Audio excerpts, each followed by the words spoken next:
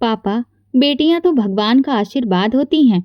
आपने मुझे और मेरी माँ को घर से निकाला है। देख लेना, भगवान आपको सजा जरूर देगा। मेरी बेटी की बद्दुआ सुनकर मेरे पति का दिमाग बुरी तरह से चकरा गया। उसने मुझे थप्पड़ मारा और कहा, तूने ही इन बेटियों के दिमाग में मेरे खिलाफ कचरा भरकर इन्हें मेरे विरुद्ध खड़ा कर दिया है। अब तू निकल जा मेरे घर से। मेरा पति बेटे की खातिर दूसरी पत्नी को घर ले आया था। उसने मुझे घर से निकाल दिया तो मैं रोती हुई अपनी बेटियों को लेकर अपने भाई के घर आ गई थी। भाई ने भी हमें रहने के लिए कोई जगह नहीं दी। वो कहने लगा, मैं तुम्हारी बेटियों का बोझ नहीं उठा सकता। मैं अपनी आंखों में आंसू लिए बाहर मंदिर के सामने बैठी थी। मेरी बेटी लगातार हाथ उठाकर अपने पिता को बद्दुआ दे रही थी। मैं उसे मना करती तो वो रोने लग जाती। मुझे डर था कि कहीं उसकी बद्दुआ मेरे पति को ना लग जाए। सुबह मंदिर की आरती का वक्त हुआ तो एक आदमी अचानक सिसकता हुआ मेरे पास आया। वो अपने बालों को पकड़कर नोच रहा था। उस वक्त मेरा तो कलेजा मुंह को ही आ गया, क्योंकि बेटी की बद्दुआ।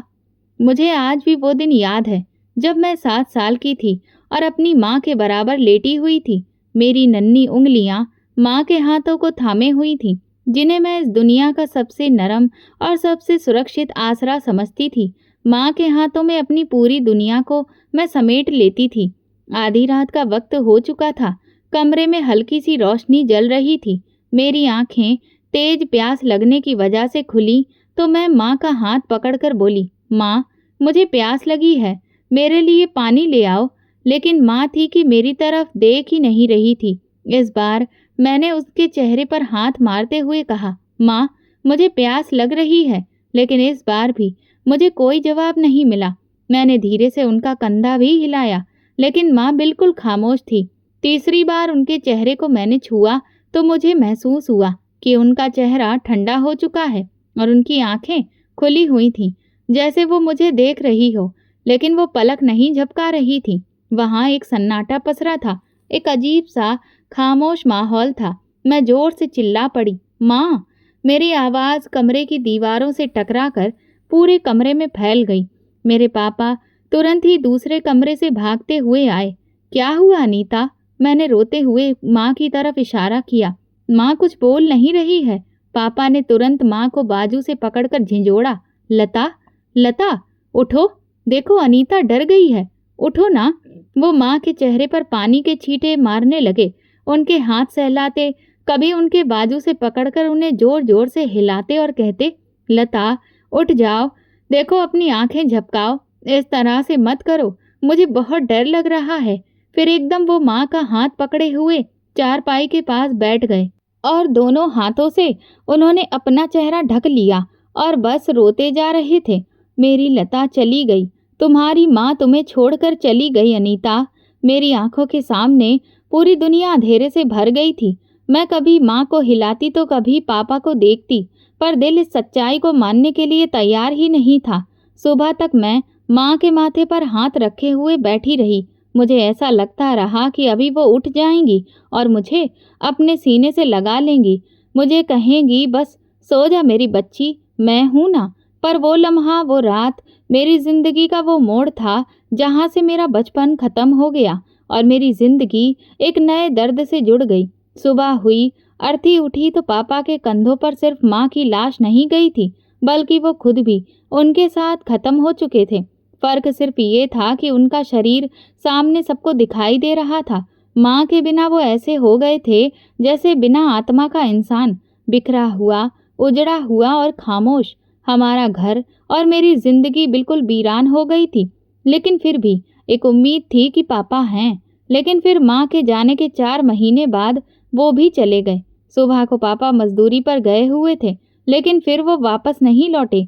शाम ढलने से जरा पहले पड़ोसी ने पापा की मौत की खबर आकर मुझे सुनाई। बेटी, तुम्हारे पापा काम करते हुए छत से गिर गए और दोबारा वो उठ न सके। मेरी छोटी सी दुनिया पूरी तरह से उजड़ चुकी थी। मेरे चाचा संतोष मुझे अपने घर लेकर आए। वो बहुत रो भी रहे थे और मेरे सर पर हाथ भी रखा और धीरे से बोले, अब तुम हमारी बेटी हो अनीता। लेकिन वो हाथ पापा के जैसा नहीं था। वो सिर्फ हमदर्दी की वजह से ऐसा कह रहे थे, लेकिन हकीकत इस सब से बिल्कुल अलग थी। मेरी चाची की नज़रें पहले ही दिन बहुत मुझे अजीब सी लगीं। वो मुझे देखकर कहने लगी, अब ये भी यहाँ रहेगी, खाएगी, पहनेगी, भला इसका खर्च कौन उठाएगा? मैं बहुत छोटी थी, लेकिन फिर भी उनकी इस बात पर मेरी नज़रें झुक गईं। उनके घर में दिन ब दिन मेरी जगह कम पड़ने लगी थी। पहले मेरा कमरा छोटा होकर स्टोर रूम बन गया, फिर धीरे धीरे वहाँ मेरे अलावा घर का गैर जरूरी सामान भरने लगा और फिर किचन के कोने में ही मेरा बिस्तर लगा दिया गया था। मेरे लिए सब कुछ बदल गया था। मुझे भूख बहुत लगती थी। सुबह उठती तो मेरी चाची की आवाज़ आती, उठो अनीता, तुम्हें बर्तन धोने हैं। फिर शाम तक वही सब कुछ, अनीता कपड़े निचोड़ दो, अनीता पोछा लगा दो, अनीता मेरे पाँव तो दबा दो। और फिर रात गए जब मेरी चाची की आंख लग जाती, तब कहीं मैं आकर किचन के कोने में अपना बिस्तर लगाती। खेलने की उम्र में मैं काम पर काम किए जा रही थी, लेकिन मेरे अंदर एक जिद अभी भी बाकी थी, पढ़ाई करने की जिद, किताबों से प्यार। माँ के ज़माने में मिलने वाली तीसरी क्लास की पुरानी किताबें मैं छुपा कर रखती थी। रात को जब सब लोग सो जाते तो मैं चुपचाप नीचे से किताबें निकाल कर पढ़ती। वही किताबें दोहरा दोहरा कर मैं पढ़ती रहती। हर पन्ना मेरी सांसों से जुड़ा हुआ लगता था, लेकिन एक रात वो भी मुझसे छीन ली गई। अचानक मेरी चाची जाग गई और मुझे किताबें पढ़ते देखकर वो गुस्से से पागल हो गई। कम बखत, छुप छुप कर पढ़ रही है, तेरी औकात ही क्या है? बड़ी आई, नौकरी करेगी, डॉक्टरनी बनेगी, शकल देखी है अपनी? उन्होंने वो किताबें मुझसे छीनी और चूल्हे में झोंक दी। मैं रोती रही और अपनी जलती हुई किताबों को देखती रही। वो जलती किताबों का धुआं मेरे चेहरे पर पड़ रहा था और आंखों में आंसू बढ़ते जा रहे थे। मेरी जिंदगी का मकसद ही अब खत्म हो गया था। मैं बस अपनी चाची के आदेश पर चलने वाली एक रोबोट मशीन बन गई थी। पर इस तरह से मैं बड़ी होती गई। फिर एक दिन चाचा और चाची आपस में बातें कर रहे थे और मैं किचन में बर्तन धो रही थी, लेकिन उनकी बातों की आवाज़ हवा में तैरती हुई मेरे कानों तक पहुंच गई। चाची ने कहा, इसकी जल्दी से शादी कर दो, समझ गए? क्योंकि ये जितनी ज़्यादा बड़ी होती जाएगी उतना ही हमारा खर्च बढ़ेगा। कोई रिश्ता देखा ताकि कुछ बोझ कम हो जाए। मैं वो रात आज तक नहीं भूली। सुबह मेरी चाची मेरे लिए अपना एक पुराना लाल रंग का जोड़ा लेकर आई। सुन ले, ये आज पहन लेना, आज मेहमान आएंगे, तेरा रिश्ता होने वाला है, वो तुझे देखने आ रहे हैं। ये सुनते ही मेरे हाथ कांपने लगे, पूरा शरीर पसीने से भीग गया, लेकिन मेरी चाची की आंखों में दया नाम की कोई भी चीज़ नहीं दिख रही थी। अरे, कब तक हम लोगों पर यूं ही बोझ बनी रहेगी? आखिर हर लड़की की किस्मत में विदा होना तो लिखा होता है। मैं आईने के सामने खड़ी थी। मेरी चाची के जोड़े में मैं खुद को देख रही थी, जो हर तरफ से मुझ पर ढीला ढाला लग रहा था। मैं खुद को पहचान ही नहीं पा रही थी। मैं चुप रही, तब भी जब मेरी किताबें जला दी गई थी, जब पूरे घर का काम मेरे मासूम कमज़ोर कंधों पर डाल दिया गया और जब विदाई का फैसला भी मेरी मर्जी के बिना मेरे लिए कर दिया गया था। 17 साल की उम्र में मेरे साथ ये सब कुछ हो रहा था। ये वो उम्र होती है जब लड़की को आईने में खुद को देखना, खुद को संवारना बहुत अच्छा लगने लगता है। वो नए नए सपने बुनती है, रंगीन चूड़ियों में खुद को देखती है, बालों में कभी फूल सजाती है तो कभी नए नए गहने पहनती है। लेकिन मेरे हिस्से में ये सब कुछ नहीं आया था, न चूड़ियाँ, न सपना और ना ही कोई श्रृंगार।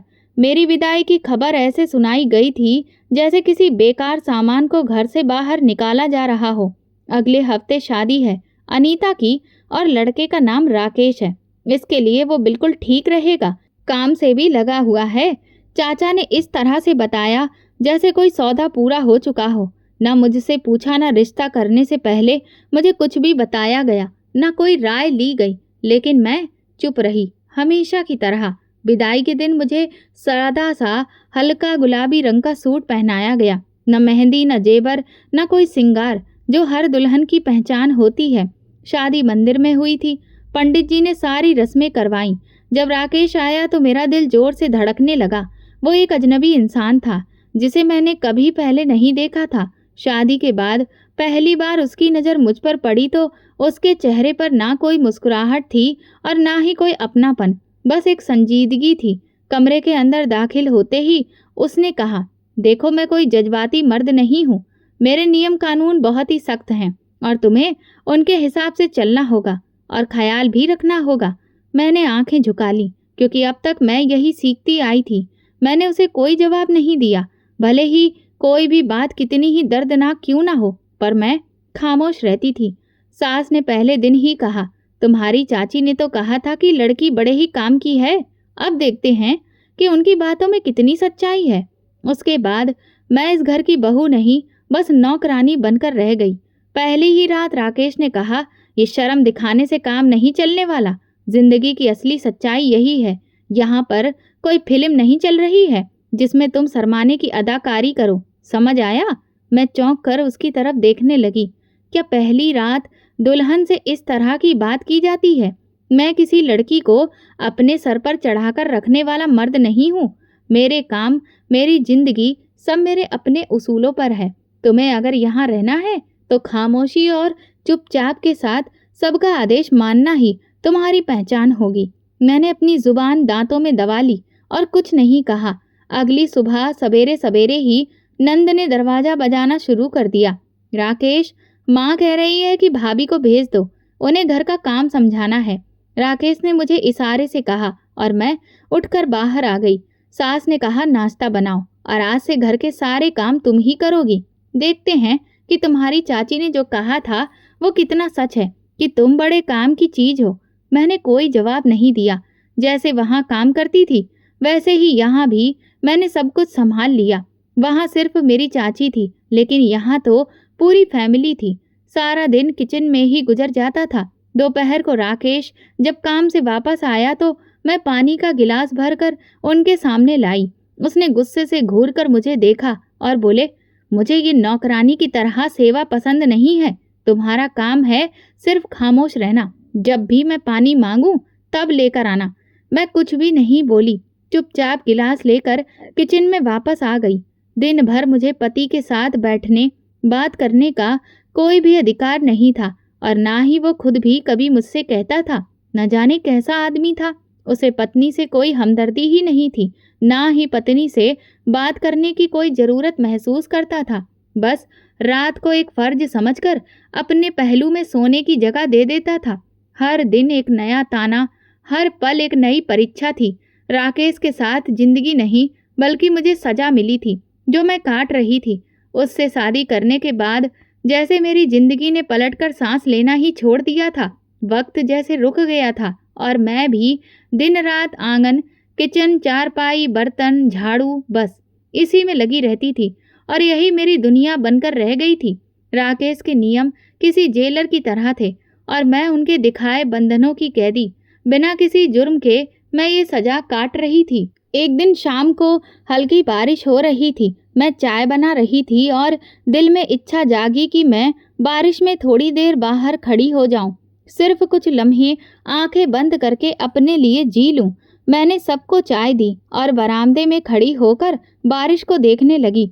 लेकिन इस वक्त राकेश की आवाज़ मेरे कानों में गूंजी, बाहर तब निकलना जब तुम्हारे कदमों के नीचे मेरी लाश पड़ी हो। तुम कोई छोटी बच्ची नहीं हो कि बारिश में भीग कर खुश हो जाओ। ये चोचलेबाजी अपने मायके में छोड़कर आनी चाहिए थी। हमारे यहाँ औरतें इस तरह की हरकतें नहीं करती हैं। मैं वहीं पर रुक गई।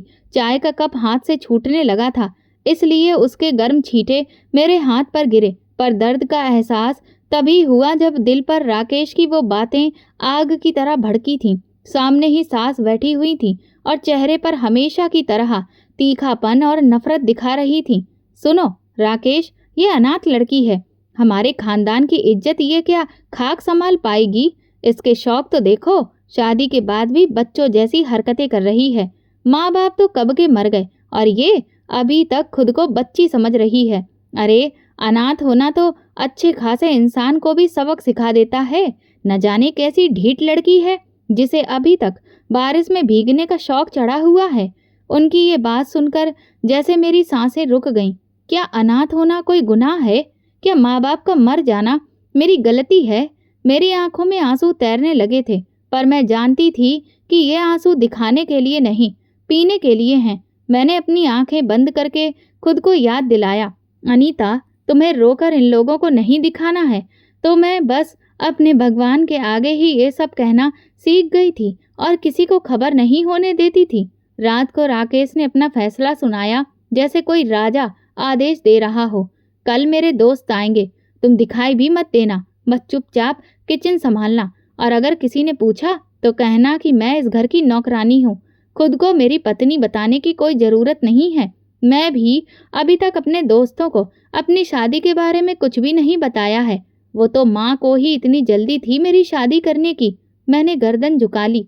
मेरी आवाज़ कहीं पीछे दफन हो चुकी थी। उस रात सोने से पहले मैंने भगवान के आगे हाथ जोड़े, पर मेरे मुंह से शब्द नहीं निकले, सिर्फ आंखों से आंसू गिर रहे थे। लेकिन हर कतरा भगवान से फरियाद कर रहा था, हे भगवान, कभी तो मेरी पुकार सुन लो। मेरे लिए इस घर के और राकेश के दिल के दरवाजे बंद हो गए हैं, पर तुम्हारा दरवाजा तो खुला है ना। और जाने क्यों उस पल मुझे ऐसा लगा कि मेरी प्रार्थना, मेरे आंसू, मेरी सिसकियाँ शायद उनके कर्मों की किताब में लिख ली गई हो। हर जुल्म, हर सितम सहने की जैसे कहीं से कोई हिम्मत मिल गई हो। अब न होठों पर कोई शिकायत आई थी, न किसी से कोई उम्मीद रही थी। मैंने भी सब्र करना सीख लिया था। राकेश की हर बात पर सर झुकाकर मैं जी कह देती। सास की गालियाँ, उनका हर ताना आंखें झुकाकर सुन लेती थी।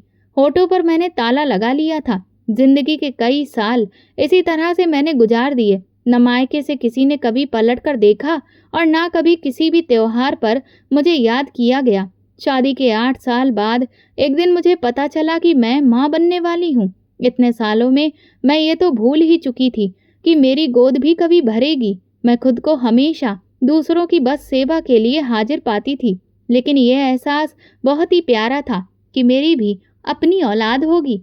मेरे दिल से कुछ बहुत हल्का हुआ। मुझे लगा कि मेरे भगवान ने मेरी फरियाद सुन ली है। मैं बस दुनिया में अकेली और अनाथ नहीं रही। मेरा भी कोई अपना होगा जो मेरी कोख से जन्म लेगा। मैंने हर थप्पड़, हर जुल्म, हर दर्द सिर्फ इस उम्मीद के सहारे बर्दाश्त किया था कि मेरे आंचल में कोई नन्हा सा चेहरा होगा जो मुझे माँ कहकर पुकारेगा। मैं 9 महीने इसी उम्मीद पर हर जुल्म बर्दाश्त करती रही। मुझे लगा कि अपनी औलाद को देखकर मेरे पति का दिल जरूर पिघलेगा। उस रात जब मेरी बेटी पैदा हुई तो मैंने पहली बार मुस्कुराकर आसमान की तरफ देखा। मैं भूल गई थी कि ये घर, ये पति, ये रिश्ते मुझे अपना मानने के लिए तैयार ही नहीं थे। अब मेरा भी इस दुनिया में कोई था। माँ बाप के बाद मुझे किसी ने अपना नहीं माना था। सबने सिर्फ मेरे वजूद को अपनी सेवा के लिए ही इस्तेमाल किया था। अब मेरी बेटी इस दुनिया में आ गई थी। मैं बहुत खुश थी, लेकिन बेटी की खबर सुनकर राकेश का चेहरा बुझ गया था।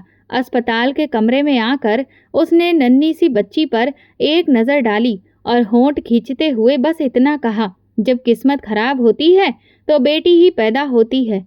ये सुनकर मैंने दिल पर पत्थर रख लिया। मैंने सोचा कि शायद ये नाराज़गी वक्त के साथ ख़त्म हो जाएगी। शायद वो कभी अपनी बेटी को अपना लेगा। लेकिन मैं नहीं जानती थी कि मेरी कोख ने कितना बड़ा गुनाह किया है। घर वापस आई तो बच्ची के दूध की ज़रूरत पड़ी। मेरी छाती में इतना दूध नहीं था कि उस मासूम का पेट भर सके। जब मैं प्रेग्नेंट रही उन दिनों, उन महीनों में ना तो मुझे सही से खाने की कोई खुराक मिली और ना ही आराम। डॉक्टर ने भी कहा था कि तुम्हारे अंदर बहुत ज़्यादा कमजोरी है, बच्ची के लिए बहुत दूध की ज़रूरत पड़ेगी। जब मैंने हिम्मत करके राकेश से पैसे मांगे तो उसकी नज़र बिजली जैसी बन गई। अभी से खर्च शुरू कर दिए? क्या मैं कोई बैंक हूँ जो आते ही तुम्हें पैसे देने शुरू कर दूँ? मैंने कहा, राकेश, ये आपकी भी औलाद है। मैंने अपने लिए तो कभी कुछ भी नहीं मांगा, लेकिन इसके लिए जो चाहिए वो आपके अलावा भला मैं किससे मांगूंगी? और उसी पल उसका हाथ उठा। वो थप्पड़ मेरे गाल पर नहीं, मेरी माँ बनने की खुशी पर पड़ा था। मैं गूंगी की तरह रह गई और मेरी गोद में लेटी हुई मेरी बेटी तारा ने भी ये नज़ारा देखा था, जिस पर मेरे जज्बात, मेरी इज्जत, मेरा शरीर और मेरा वजूद, सब कुछ ये लोग बिल्कुल भटका चुके थे। शारीरिक कमजोरी, एक बच्ची की जिम्मेदारी और घर के काम में हर चीज़ को निभा रही थी और रात को पति के फर्ज भी मैं अदा कर रही थी। ऐसे में ही पता ही नहीं चला कि मैं कब दूसरी बार प्रेग्नेंट हो गई। तारा को देखती तो एक और बच्चे का सोचकर घबरा जाती थी कि मैं कैसे संभालूंगी दोनों को, क्योंकि मेरी बेटी को उसकी दादी और बुआ देखना भी गवारा नहीं करती थी। उन्होंने कभी उसे रोते हुए चुप करवाने की जहमत भी नहीं उठाई थी। वो उसके लिए एक भी पैसा देने को तैयार नहीं था।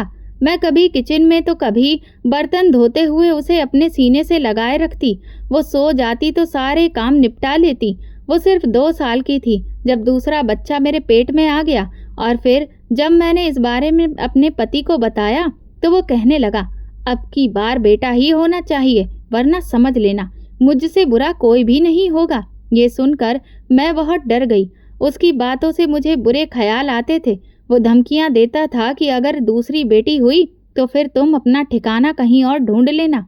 एक तो खुद भी अनचाही इस घर में आई हो, ऊपर से एक बेटी पैदा कर दी।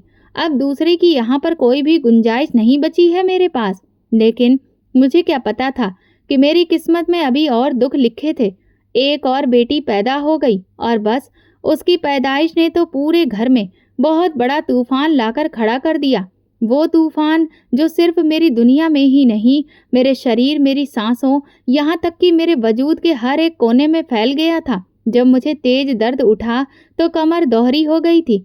राकेश उस समय आंगन में बैठा बीड़ी पी रहा था और उसकी माँ उसके साथ बैठकर बेटियों की पैदाइश पर होने वाले नुकसान के बारे में बातें दोहरा रही थी। मैंने झुककर सास से कहा, माँ जी, लगता है कि वक्त करीब है। वो मुझे ऊपर से नीचे तक देखकर बोली, और इस बार भी लड़की ही निकलेगी। इस औरत की कोख से शायद ही हमें कोई खुशखबरी सुनने को मिले। ये तो मनूस नसीब लेकर ही पैदा हुई है। लगता नहीं है कि ये कभी बेटे की माँ बन सकती है। मैंने कुछ भी नहीं कहा, बस आंगन में फर्श पर बैठ गई, क्योंकि कमर का दर्द अब बहुत बढ़ चुका था और अब मुझसे और ज्यादा खड़ा नहीं हुआ जा रहा था। राकेश ने आंखों में शोले भड़कते हुए आदेश दिया कि अस्पताल जाने की कोई जरूरत नहीं है। मेरे पास अब इतने पैसे नहीं हैं, इसीलिए चुपचाप किसी दाई को बुला लो। मैं इस बेरहम घर के एक कमरे में बिना दवा, बिना किसी सहारे एक बेटी को जन्म देने के लिए जमीन पर लेट गई, और जब मानसी पैदा हुई तो उसकी पहली चीख ने जैसे मेरे अंदर की आखिरी हिम्मत को भी छीन लिया था। दाई ने खुश होकर बधाई दी, लेकिन राकेश ने सिर्फ एक सवाल किया, लड़की फिर से हुई? दाई ने बस सर हिलाया और अगले ही पल उसने तकिए को उठाकर जोर से फर्श पर पटक दिया। ये औरत सिर्फ लड़कियां ही पैदा कर सकती है। उस रात मैंने महसूस किया कि मुझे बेटी की माँ बनने की कितनी बड़ी सजा मिल रही है। पूरी रात मुझे खाने का एक निवाला भी किसी ने नहीं दिया। दिन भर भी दर्द की वजह से मैंने कुछ भी नहीं खाया था, और बेटी की पैदाइश के बाद तो हद से ज्यादा मुझे कमजोरी महसूस हो रही थी। अगले दिन नाश्ते पर मैंने सास से कहा कि मुझे कुछ खाने को दे दीजिए, भूख से पेट में बार बार मरोड़ उठ रही है। तो उन्होंने आधी रोटी प्लेट में रखकर मेरी तरफ सरकाई और बोली, एक बेटी पाल ली थी, अब दूसरी की बदौलत कल भीख मांगती फिरेगी। तेरा पेट भरे, तेरी बेटियों का भरे। अगर एक बेटी पैदा कर लेती तो तेरी जगह इस घर में बन जाती। हमने तो समझा था कि ये अच्छी लड़की को ब्याह कर ला रहे हैं, हमें क्या पता था कि तू मनुष्य साबित होगी। राकेश अपनी माँ की बातें सुनकर बोला, माँ, अब मैं दूसरी शादी के बारे में सोच रहा हूँ। शायद अब मुझे किसी दूसरी औरत की कोख से ही बेटा मिले। ये औरत तो ना जाने कौन से पाप करके आई है जो इसकी कोख से सिर्फ बेटियां ही निकलती हैं। मैं तो मुंह उठाने के काबिल भी नहीं रहा। 2 बेटियों का बाप बना दिया इस मनुष्य ने। ये सुनकर मेरी आंखें नम हो गईं। मैंने अपनी बेटी को उठाया, उसे गोद में लेकर दूध पिलाने लगी। मेरा दिल बुरी तरह से घबरा रहा था, लेकिन जुबान पर कोई भी शब्द नहीं आया। बस बेटी को सीने से और ज्यादा पास कर लिया और दिल में भगवान को पुकार रही थी। राकेश अब दिन ब दिन सिर्फ बदलते ही नहीं बल्कि बिगड़ते भी जा रहा था। ना वो वक्त पर घर आता, न बच्चियों की तरफ देखता। एक रात वो 2 बजे घर आया और खाना मांगने लगा। मैं थोड़ी देर पहले ही सोई थी। दोनों बच्चियां देर तक जागी थीं। अब आंख लगते ही उसने मुझे आकर जगा दिया। मैंने खाना लाकर रखा तो उसने खाने की थाली पलट दी। ये क्या है? ये खाना है? खाना बनाना भी नहीं आता है तुझे? बेटियां पैदा करने वाली औरत, माँ भी नाकारा और बीवी भी बेकार। मैंने कहा, राकेश, रात के इस वक्त कौन खाना पकाता है? जो बना था वही लेकर आई हूँ। मानसी बुखार में तप रही है उसके लिए दवा चाहिए। तुम इतने वक्त तक आखिर कहाँ पर थे? उसने सिगरेट का एक लंबा कश लिया और बोला, उसका बुखार खुद जाएगा। मेरी जेब में दवा के लिए पैसे नहीं हैं। कौन सा तुमने मुझे बेटा पैदा करके दिया है जिन पर मैं इतना खर्च करता फिरूं? मैंने कहा, अगर बेटियां हैं तो इसमें उनका क्या कसूर है? माँ बाप के लिए तो औलाद एक जैसी होती है, बेटा हो या बेटियां। तो उसने कुर्सी से उठकर मुझे जोर से दीवार के साथ दे मारा। खबरदार, जो दोबारा बेटियों का नाम मेरे सामने लिया, ये तेरे पापों का नतीजा है। मैं चक्कर खाकर जमीन पर गिर गई। मानसी रोने लगी। तारा भी सहम गई। मेरे माथे से खून बहने लगा, जो मेरी चुप्पी का आखिरी कतरा था। मैं सर पकड़कर बैठ गई। सुबह तक मेरे सर से बहता हुआ खून तो सूख चुका था, लेकिन उसमें दर्द बहुत ज्यादा हो रहा था। सास ने काम करने के लिए बुलाया तो मैंने लाचारी से इनकार कर दिया। बदले में मुझे बेटियों समेत कुछ भी खाने को नहीं मिला। मैं बार बार अपनी बेटी को अपना दूध पिलाती, लेकिन मेरी हालत बहुत खराब हो चुकी थी। पूरा दिन भूखे पेट ही गुजर गया। शाम को राकेश घर आया तो वो अकेला नहीं था, बल्कि उसके साथ एक खूबसूरत लड़की भी थी। उसने उसका हाथ पकड़ रखा था। घर के अंदर आते ही वो चारों तरफ नजरें फेर कर घर को देखने लगी, लेकिन मेरी नजर सिर्फ उसी पर रुकी रही। माँ!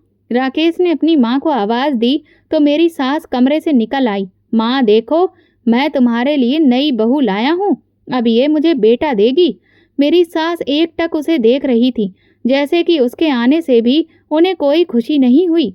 मैं उसके पास गई। राकेश, 2 बच्चियों के पिता होकर तुमने दूसरी शादी कर ली। उसने मुझे कोई भी सफाई देना जरूरी नहीं समझा। सिर्फ इतना कहा, अब तू यहाँ से निकल जा। मुझे अब तेरी कोई जरूरत नहीं है। मैंने उसकी बात को सुना तो सही, लेकिन जैसे मुझे भरोसा ही नहीं हो रहा था। मैंने धीरे से पूछा, हाँ, निकल जाऊं अपनी बेटियों को लेकर? हाँ, समझ में आया तुझे? मेरे नसीब में तुझे बेटा नहीं तो फिर मुझे भी तेरी जरूरत नहीं है। उसकी आंखों में कोई नरमी नहीं थी, जैसे कि मैं उसके लिए इंसान ही नहीं, सिर्फ एक गलती थी जिसे अब वो ठीक कर रहा था। मैंने कहा, मैं कहाँ जाऊंगी? मेरे पास इस घर के अलावा और कोई ठिकाना नहीं है। लेकिन वो मेरी कोई भी बात सुनने को तैयार ही नहीं था। अगर तुम नहीं गई तो अपने साथ साथ बेटियों को होने वाली तकलीफ की जिम्मेदार भी फिर तुम ही होगी। मैं सोच भी नहीं सकती थी कि वो इस हद तक नीचे गिर सकता है। तुम्हें इस जुल्म का अभी अंदाजा नहीं है राकेश, कि तुम कितना बड़ा गुनाह कर रहे हो। लेकिन देखना, एक दिन तुम भी तड़पोगे। ये कहते हुए मैंने पल्ला सर पर लिया और एक छोटे से बैग में बच्चियों के कपड़े रखे और दोनों को पकड़कर घर से बाहर आ गई। मेरे कदम लड़खड़ाने लगे। बच्चियों का हाथ पकड़े मैं चलती रही। हे भगवान, अब मैं कहाँ जाऊं? तारा मेरे साथ साथ खामोशी से चल रही थी। मानसी मेरी गोद में थी। मेरे अंदर एक लावा उबल रहा था। मैंने कितने साल इस घर में सब कुछ चुपचाप बर्दाश्त किया, अपनी जिंदगी इन जालिमों की सेवा में झोंक दी, लेकिन ये नहीं सोचा था कि वो मुझे एक दिन इस तरह से निकाल देंगे। उम्मीद की आखिरी किरण अब मेरे लिए मेरे चाचा का घर ही था, जिन्होंने सालों तक मुझे कभी भी पलट कर नहीं देखा था। आखिर में मैं कहाँ जाती? इसीलिए वहीं पर मैं लौट आई थी। लेकिन जैसे ही मेरी चाची ने दरवाजा खोला और मुझे ऊपर से नीचे तक देखा और बच्चियों की तरफ नजर दौड़ाई, तो वो तुरंत ही ऊंची आवाज में बोली, अजी सुनिए, आपके स्वर्गीय भाई की बेटी आ गई है, पर लगता है सब कुछ छोड़ छाड़ कर आई है। चाचा आए तो मैंने उन्हें नमस्ते किया। चाचा, मैं अपनी बेटियों के साथ यहाँ आपके दरवाजे पर आई हूँ। चाचा, मेरा पति राकेश कोई अच्छा इंसान नहीं था। उसने मुझे घर से निकाल दिया। वो रूखे स्वर में बोले, अनीता, हमने तुम्हें बचपन से बड़े तक पाला और फिर तुम्हारी शादी भी कर दी। अब तुम हम पर और क्या बोझ बढ़ाने के लिए आई हो? मेरी सांसें ये सुनते ही रुक गईं। तारा ने मेरे पल्लू का कोना पकड़ लिया, जैसे वो डर गई हो। चाचा, मेरे लिए ना सही, लेकिन कम से कम इन बच्चियों के लिए ही। मैं अभी कुछ कहने ही लगी थी कि उन्होंने तुरंत हाथ उठाकर मुझे बाहर जाने का इशारा कर दिया। देखो, हमने अपनी जिम्मेदारी पूरी कर दी है। अब ये बोझ हम लोग नहीं उठा सकते हैं। मेरी चाची ने दरवाज़ा मेरे मुंह पर बंद कर दिया। दरवाज़ा धड़ाम से बंद हुआ और मेरी दुनिया फिर सड़क पर आ गई। रात अंधेरे से भर रही थी। मेरे कंधों पर 2 बच्चियों का बोझ था। मैं कहाँ जाती? दिल डर से घबरा रहा था। वहाँ पास में ही एक पार्क था। मैंने झिझकते हुए बच्चियों को ले जाकर एक बेंच के किनारे बैठने की हिम्मत की। तारा ने अपना सर मेरे पैरों पर रखा और बोली, माँ, आज हम लोग कहाँ सोएंगे? मैंने आसमान की तरफ देखा, जैसे वहाँ से कोई जवाब आएगा। मैंने कहा, बस थोड़ी देर यहीं बैठेंगे। भगवान का घर पास में ही है। अभी थोड़ी देर के बाद कुछ सोचेंगे। उसे मैंने पकड़ते हुए तारा सिसक सिसक कर सो गई। मेरे साथ चलते चलते वो भी बहुत थक गई थी। मानसी भी हल्की हल्की कराह रही थी, जिससे पता चल रहा था कि वो भूख से बेहाल है। मेरे पास 1 रुपए का सिक्का तक नहीं था। पानी की बोतल तक नहीं थी। आरती की आवाज हुई तो मेरी आंख से आंसू बह निकले। दिल ने कहा, इंसानों के दरवाजों पर तो सिर्फ बेइज्जती ही मिलती है। अब शायद भगवान का दरवाजा ही खटखटाना बाकी है। मैंने दोनों बेटियों को साथ लिया और पास के मंदिर के बाहर बैठ गई। वहां बहुत सारे लोग आ जा रहे थे, लेकिन किसी ने भी हम पर दया की नजर नहीं डाली। तब तारा ने आंख खोलकर आसमान की तरफ देखकर सवाल किया, माँ, भगवान जी हमें दूसरा घर देंगे? ये सुनते ही मेरे अंदर कुछ टूट गया। मैं अपनी बेटी को सीने से लगाकर कहने लगी, हाँ मेरी बच्ची, वो जरूर देंगे, बस तुम सब्र करो। तारा ने आसमान की तरफ देखा और बोली, भगवान जी, पापा ने हमें घर से निकाला है, उन्हें आप सजा देना। मैं घबरा गई। मेरी मासूम बेटी को घर से निकाल दिए जाने का इतना दुख था कि वो अपने ही पिता को बद्दुआ दे रही थी, जबकि इस घर में भी उन्हें कभी प्यार या अपनापन नहीं मिला था। लेकिन फिर भी सर पर छत तो थी, वो भी आज राकेश ने अपनी बेटियों से छीन ली थी। मैं नहीं जानती थी कि मेरी मासूम बेटी के मुंह से निकले ये शब्द राकेश को बर्बाद कर देंगे। थोड़ी ही देर के बाद एक औरत मेरे पास आकर धीरे से पूछने लगी, अरे बहन, तुम कहाँ से आई हो? मैं रोती हुई आवाज में बोली, कहीं से भी नहीं, मेरा कोई भी घर नहीं है। अगर वो घर मेरा होता तो मुझे वहाँ से कभी भी निकलना नहीं पड़ता। बस अब मैं भटक रही हूँ। उन्होंने कहा कि मैं अनाथ बच्चों और विधवा औरतों के लिए एक छोटा सा आश्रय घर चलाती हूँ। तुम मेरे साथ आओ। मैंने अपनी बेटियों की तरफ देखा और पहली बार मुझे ऐसा लगा कि शायद भगवान ने मेरी आंसुओं से की गई प्रार्थना को सुन लिया हो। मैं उसके साथ उसके छोटे से आंगन के अंदर पहुंची। किसी माँ के लिए इससे बड़ी खुशी क्या होगी कि उसकी औलाद को सुरक्षित छत मिल जाए। उसने कहा कि मेरा नाम सुनीता है, तुम मुझे अपनी बड़ी बहन की तरह ही समझो। तुम बहुत थकी हुई होगी, अभी तुम खाना खाकर कुछ देर आराम कर लो। मुझे ऐसा लगा जैसे कोई मेरे जख्मों पर सालों बाद मरहम रख रहा हो। ये शब्द मैं न जाने कितने सालों से सुनना चाहती थी। शायद माँ के मरने के बाद किसी ने आज पहली बार मुझसे इतने प्यार से कहा था कि खाना खा लो, वरना उस दिन से आज तक सिर्फ हाथ फैलाकर ही मुझे खाना मिला था और किसी ने कभी नहीं कहा था कि आराम कर लो। सुनीता दीदी ने जब मेरे झुके थके वजूद और सहमी हुई बेटियों को देखा तो बिना कुछ पूछे बस एक दरवाज़ा खोलकर बोली, अब ये तुम्हारा कमरा है, जब तक तुम चाहे यहाँ पर आराम से रह सकती हो, सुकून से, इज्जत से। मेरी आंखों में ये सुनते ही आंसू भर आए। वो छोटा सा कमरा जिसमें एक पलंग, एक पंखा और कोने में रखी छोटी सी अलमारी थी, मेरे लिए किसी महल से कम नहीं था। वो छत जो रात को बारिश से बचाती थी, वो दीवारें जो मुझे तेज धूप में छाया दे सकती थीं, मेरे लिए वही किसी स्वर्ग के जैसी थीं। कई दिनों के बाद मेरे वजूद ने सुरक्षा शब्द का मतलब महसूस किया था। मैंने धीरे से मानसी को गोद में लिटाया। तारा मेरे सामने बैठी थी। वो आंखों से सवाल कर रही थी कि अब क्या होगा, और मैं माँ होते हुए भी चुपचाप थी। सुनीता दीदी एक प्लेट में गरम रोटी, दाल और बच्चों के लिए दूध लेकर आई। मैंने कांपते हाथों से रोटी तोड़ी, तारा को निवाला खिलाया। कल रात से मेरे पेट में एक भी रोटी का टुकड़ा नहीं गया था। भूख सिर्फ शरीर को नहीं, आत्मा को भी थका देती है, और मेरी आत्मा पिछले कई सालों से भूखी थी। मगर अब मुझे अपनी नहीं, अपनी बेटियों की भूख ज़्यादा सता रही थी। जब मैंने पहली बार मानसी के लिए बोतल में दूध भरा तो उसकी आंखों में चमक आ गई। वो पागलों की तरह बोतल की तरफ झपटी और उसे पीने लगी जैसे कि बरसों बाद प्यासे को कुआं मिला हो। उसने बोतल को दोनों हाथों से पकड़ा और दूध पीने लगी। मैं उसे देखती रही और मेरी आंखों से आंसू गिरने लगे। मेरा दिल सुकून से भर गया। न जाने कितने दिनों बाद ऐसा लगा कि मैं एक माँ हूँ, एक ऐसी माँ जो कमज़ोर थी मगर फिर से जीने लगी थी। सिर्फ उस कमरे की चार दीवारी की बदौलत जिसने मुझे और मेरी बेटियों को एक नई जिंदगी दे दी थी। अगली सुबह सूरज की पहली किरण जब कमरे की खिड़की से अंदर दाखिल हुई तो मुझे ऐसा लगा जैसे कोई नई जिंदगी मेरे सामने बिछ रही हो।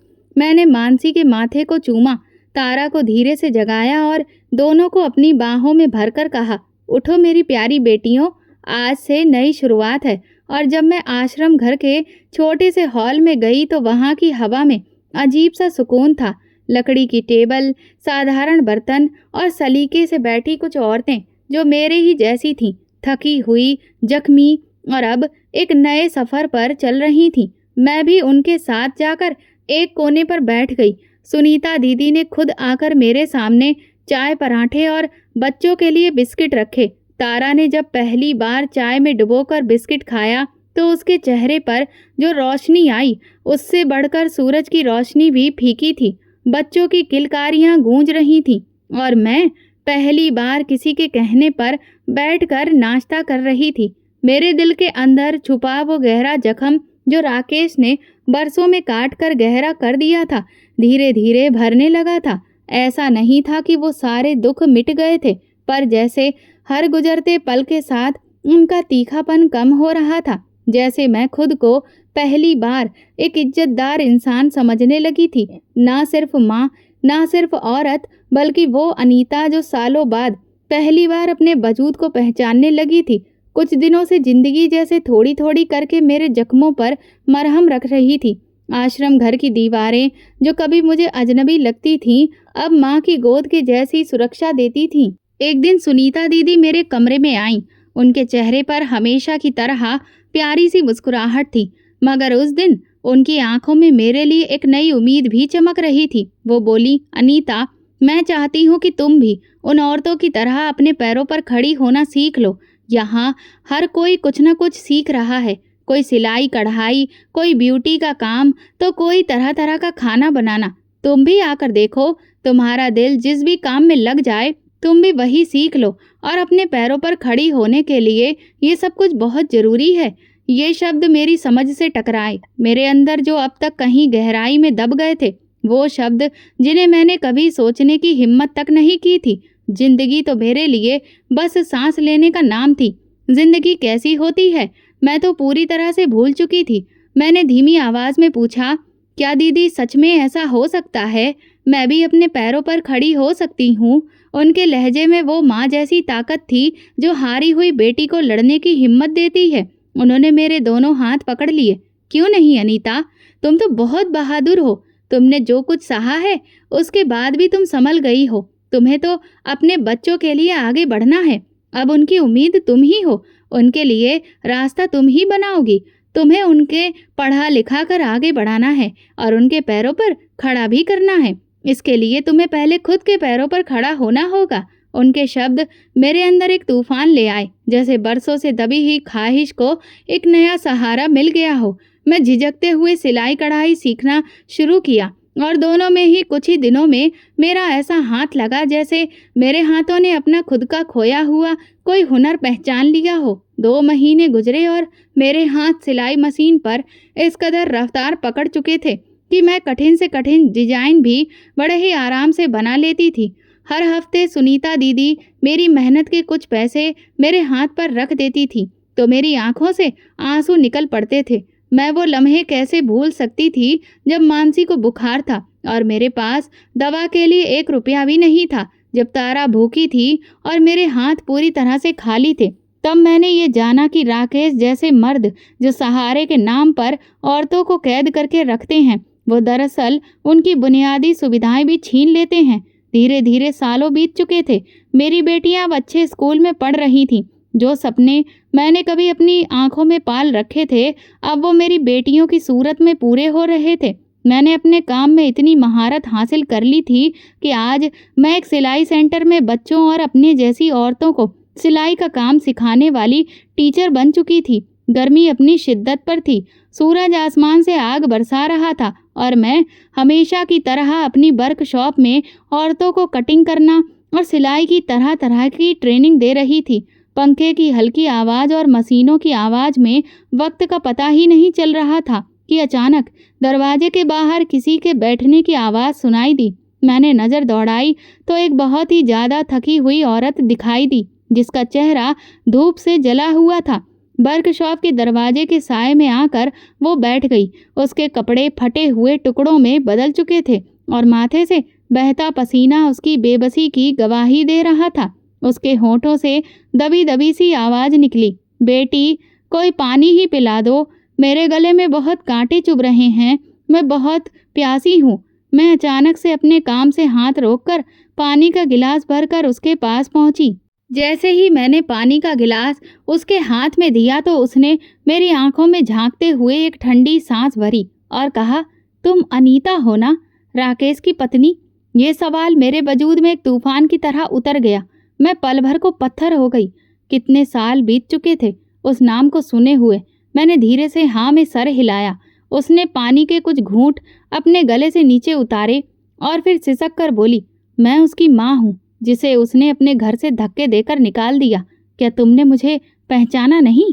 ये सुनते ही मेरा वजूद जैसे सुन्न पड़ चुका था। वो राकेश जो कभी मुझे इंसान नहीं समझता था, जिसने मेरी बेटियों को बोझ कहा था, जिसने मेरी ममता को शर्मिंदगी बताया, जिसने मुझे बेइज्जत करके बेटियों के साथ घर से निकाल दिया, आज खुद उसकी माँ दर दर फिर रही थी। वो रोती जा रही थी और अपनी कहानी सुनाती जा रही थी। तुम्हारे जाने के बाद वो जिस लड़की को तुम पर सौतन बनाकर लाया था, वही अब उसके लिए मुसीबत बन गई। राकेश की आंखों की रोशनी चली गई है और अब उसके हाथ पैर भी उसका साथ नहीं देते। वो अब सिर्फ एक लाचार है और कुछ भी नहीं। और उसकी नई पत्नी अब दिन भर गायब रहती है। वो दूसरे मर्दों के साथ अपनी जिंदगी रंगीन बना रही है और राकेश को एक अंधेरे कमरे में बंद करके चली जाती है। उसने मुझे भी अपने ही बेटे के हाथों धक्के देकर निकलवा दिया।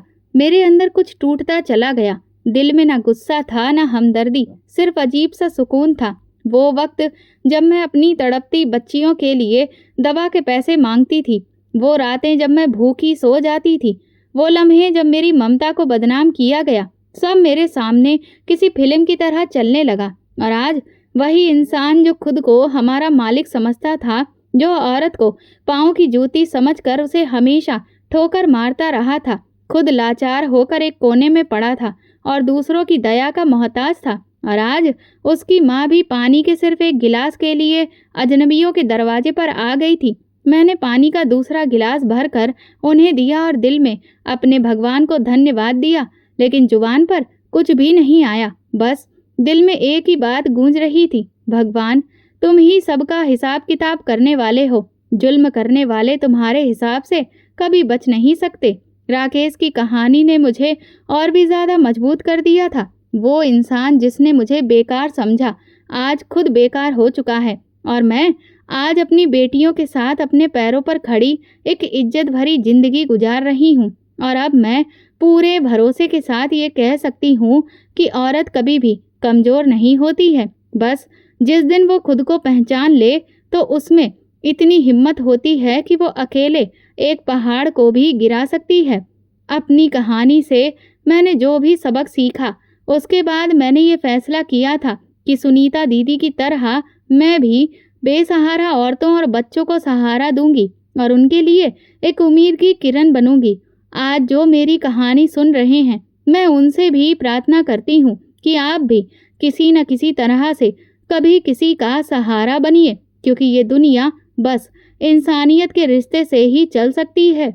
ये वीडियो केवल मनोरंजन के उद्देश्य से बनाया गया है।